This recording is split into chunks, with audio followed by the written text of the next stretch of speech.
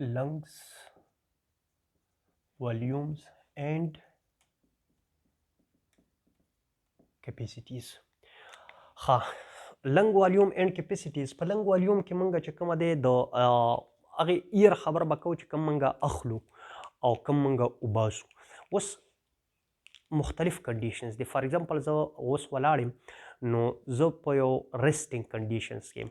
په دې ټیم کې چې زه کومه ساه اخلم یا کوم تاسو ناست یاستئ یا نور مطلب ولاړ دي نو دی په دې ټیم کې ایکسرسایز نه کوي یا دا د یېرې په حالت کې نه دي یا دا نور داسې دغه کې نه دي چې د دې د وجې نه د یو ریسپایریشن سیوا شوی دی.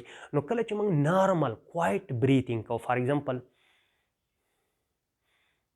یو دا قسم ساه اخیستل دي په دې ټیم کې چې څومره ساه زه اخلم یا څومره ساه زه وباسم دا نارمل کوایټ بریتینګ دی. په دې ټیم کې چې دا کم والیوم اف ایر زه اخلم څومره دې ته مونږه ټایډل والیوم وو او نارمل کوایټ بریتینګ کې مونږه هاف لیټر اف ایر چې کومه دی دا مونږه انهیلډ کوو یا انسپایرډ کوو او هاف لیټر دا څه کوو ایکسپایرډ کوو.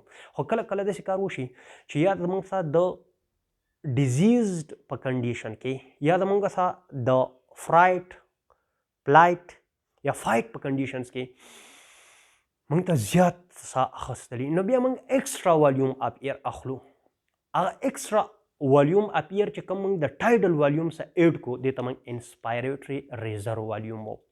خو کله کله موږ دغه شان ته د ایکسپایریشن کولو نه بعد ایکسټرا هوا بار ته وباسو. لکه فار ایگزامپل دا نارمل ټایډل والیوم دی خو که زه ساه ډیره والم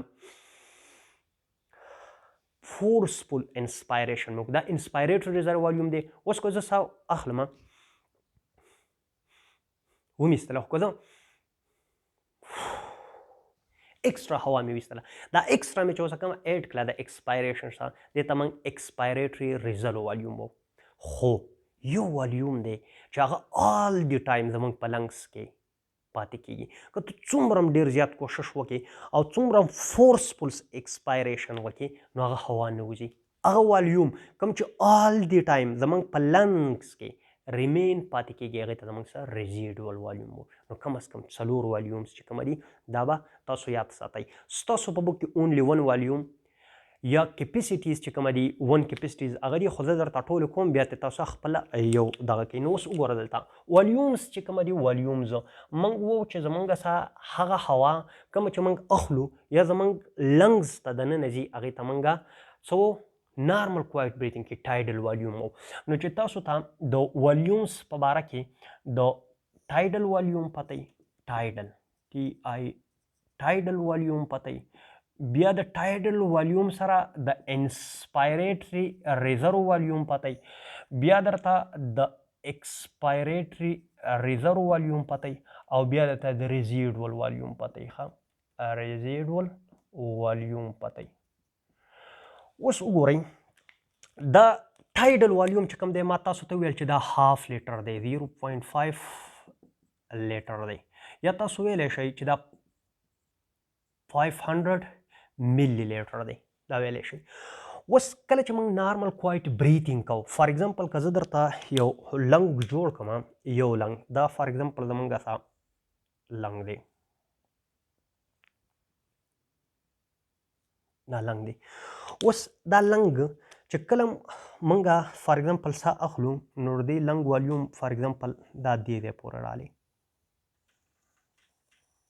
یعنی نارملی دا لنګ چې کوم دا زموږ د دې ځای نه د دې ځای پورې و چې موږ ساه نه اخیستله خو چې موږ ساه واخیستله نو جسټ زه به د دې نه دا دی وران کړم چې لږ په اسانه باندې کلیر شي. دې پسې به زه دا والیوم ایډ کړم دا بلیک دا والیوم ما به دې پسې ایډ کو دا نو د دې ځای پورې چې کله ما دا ساه واخیستله د دې لنګ والیوم د دې ځای پورې انکریز شو او بیا مې ساه ویسته د دې پورې یعنی دا والیوم چې کوم موږ فار ایگزامپل دا زه دلته ولاړ یم اوس دلته فار ایگزامپل دا زما د لنګ والیوم دی دا زه ساه الم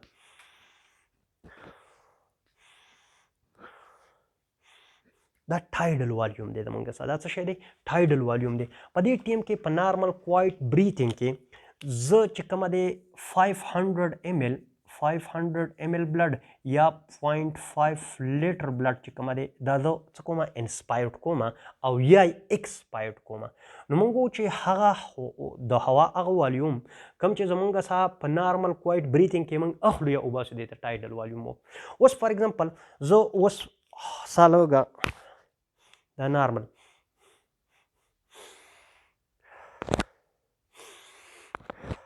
ما سیوا کو دا والیوم فار ایگزامپل په دې پسې ما په دې ګرین بیا دغه کم کو نه ښکاري نو دا به ورته لږ زوم کې دا مې پسې ایډ کو دا والیوم په دې ټایډل والیوم دلته به زه ولیکم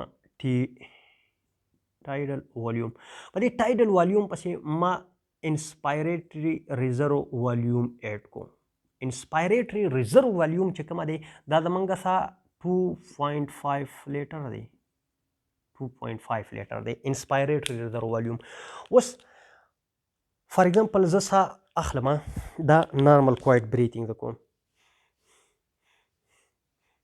اوس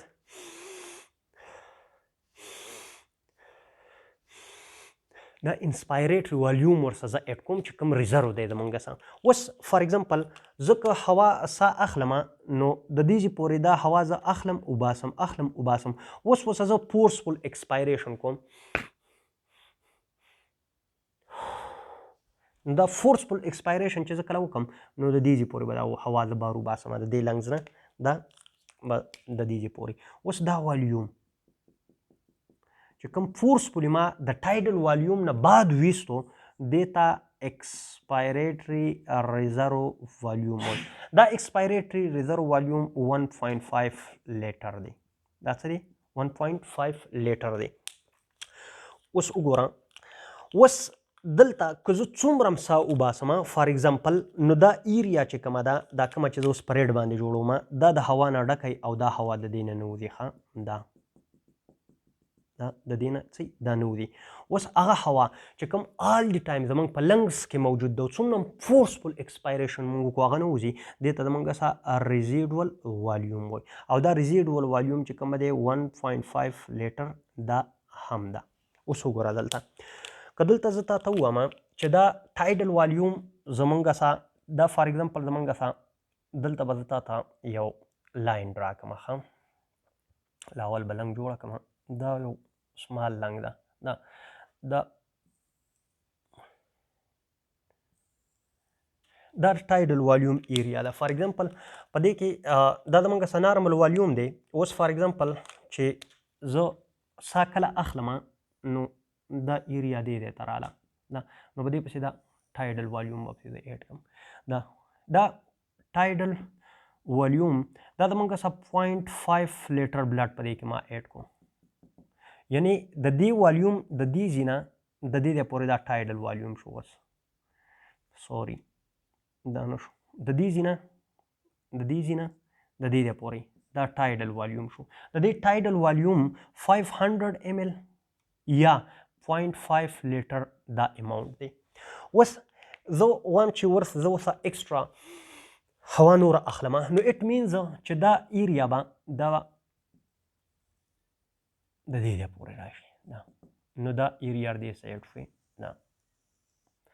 نو د دې ځینه والا د دې ټایډل والیوم نه والا د دې سره دا انسپایریټري ریزرو والیوم دا ایډ شو نو دا انسپایریټري ریزرو والیوم او دا ټایډل والیوم انسپایریټري ریزرو والیوم 2.5 لیټر هوا په دې کې موږ اخلو او دا موږ سا 0.5 لیټر اخلو هاف لیټر دا اوس که زه ووایم چې زه سا وباسم ایکسټرا هوا ورسره وباسم نو زه به اونلی د دې پورې دا هوا وباسم اونلی د دې پورې دا او دا کومه ایکسټرا هوا چې ما ویستله نو زه به د دې دا ګراف کو زه په دې باندې شو کوم دا د دې پورې به راشي نو د دې پورې زه راکوشمې دا هوا چې کومه ما ایکسټرا ویستله د ټایډل والیوم سره ما نو دا زموږ سا ایکسپایریټري ریزرو والیوم دی یعنی د ایکسپایریشن دپاره دا ریزرو دی او د دې ویلیو دا 1.5 لیټر پوینټ کلیر دی او دا کومه هوا چې دلته دا زموږ سره دا کومه چې نوځي دا ریزیډول والیوم دی آل دی ټایم د هغې پورې چې لنګز نه یې کولیپس وي په لنګ باندې ټینک یا ګاډی یا څه نه ورخترې دا ترې نه وځي. اوس د دې شاته لاجیک څه دی؟ د دې شاته لاجیک باندې به بیا خبره کوو چې کله موږ اکسیجن ټرانسپورټ وو خو چې دا تاسو ته کلیر وي. اوس وګوره دا زموږ څه والیومز دي، 4 والیومز دي. ته اوس ماته ووخه ستا نه تپوس کوم کوم چې زه نارمل کوایټ بریتینګ کوم څه دی؟ ټایډل والیوم. څه دی؟ ټایډل. اوس د دې ټایډل سره زه ایکسټرا هوا دننه بیمه نو کم دی؟ ریزیډوال والیوم دی خو ریزرو والیوم دی خو کم؟ انسپایریټري ریزرو والیوم. اوس زه ایکسټرا هوا بارو باسم یا څه دی؟ ایکسپایریټري ریزرو والیوم. او که زه څومره هم کوشش وکړم نو کومه هوا چې دننه پاتې شوه څه ده؟ ریزیډوال. ویلیوز یې یاد ساته. ټایډل والیوم څومره دی؟ 0.5 لیټر. انسپایریټري ریزرو والیوم 2.5. ایکسپایریټري ریزرو والیوم 1.5. ریزیډوال والیوم 1.5. نو اوس دلته وګوره ښه دا ویلیوګانې چک کړه. ریزیډوال والیوم 1.5 لیټر دی.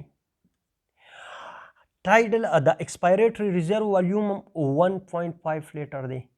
ټایډل والیوم 0.5 لیټر دی او دا 2.5 لیټر دی انسپایریټري ریزرو والیوم. اوس دا ټوټل اوس چې کله ته دوه یا د دوو نه سوه والیومونه ایډ کړي، کله چې دوه یا د دوو نه سوه والیومونه ایډ کړي دې ته کیپیسیټي وایي. زه دا ټوټل والیومونه ایډ کوم. دې ته وګوره دا زموږ څه انسپایریټري ریزرو والیوم دی، دا ټایډل والیوم دی، دا ایکسپایریټري ریزرو والیوم دی او دا ریزیډوال والیوم دی. والیوم 1 والیوم 2 والیوم 3 والیوم 4 څلور ونه والیومونه مې جمع کړل.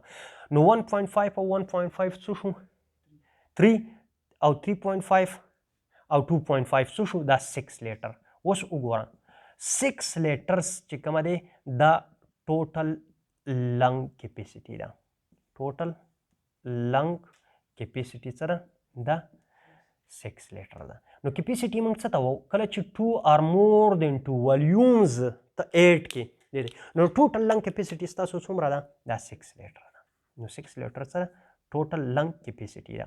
اوس زه داسې کار کوم چې ټوټل لنګ کیپیسیټي نه او زه داسې کار کوم چې دا ریزیډوال والیوم او دا ایکسپایریټري ریزرو والیوم دا زه ایډ کوم، یا زه داسې کار کوم چې د دغې په ځای باندې ایکسپایریټري ریزرو والیوم، ټایډل والیوم او انسپایریټري ریزرو والیوم، یعنی انسپایریټري ریزرو والیوم پلس ټایډل والیوم او پلس ایکسپایریټري ریزرو والیوم دا زه ایډ کوم.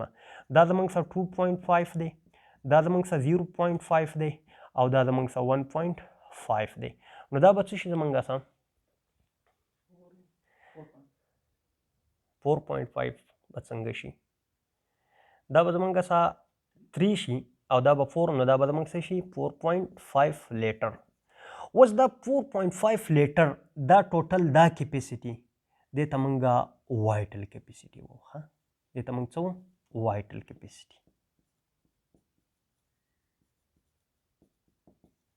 وایټل لنګ کیپیسیټي موږ دې ته وایو. اوس که ته دوه والیومونه راوالې که هغه ستاسو ریزیډوال کیپیسیټي ده یا فنکشنل ریزیډوال کیپیسیټي ده یا وایټل کیپیسیټي ده یا ټوټل لنګ کیپیسیټي ده نو کیپیسیټي موږ د څه لپاره لفظ یوز کوو؟ دا موږ چې کله دوه یا د دوو نه سوه والیومونه ایډ کړو بیا ورته موږ کیپیسیټي وایو. او والیوم موږ د ایر والیوم موږ ټایډل والیوم څه ته وایو چې کوم موږ نارمل کوایټ بریتینګ کې اخلو او وباسو. اوس د دې اهمیت څه دی؟ د دې اهمیت دا دی چې زموږ سره الله تعالی دا ریزیډوال والیوم ولې پیدا کړی دی آل دی ټایم زمونږ سره دا.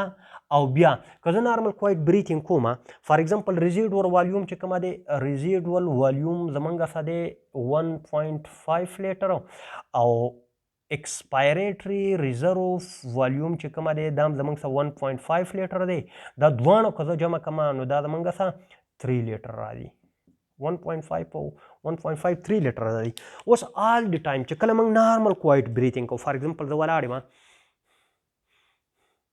دا نو په دې ټایم کې آل دی ټایم زمونږ سره چې کوم فرش ایر ځي وینټیلیشنز کېږي کوم دننه نو د هغې دپاره آلریډي زمونږ په لنګز کې 3 لیټره ایر موجود ده. نو دا کوم فرش ایر چې ورشي دا د هغې سره ډایلوټ شي.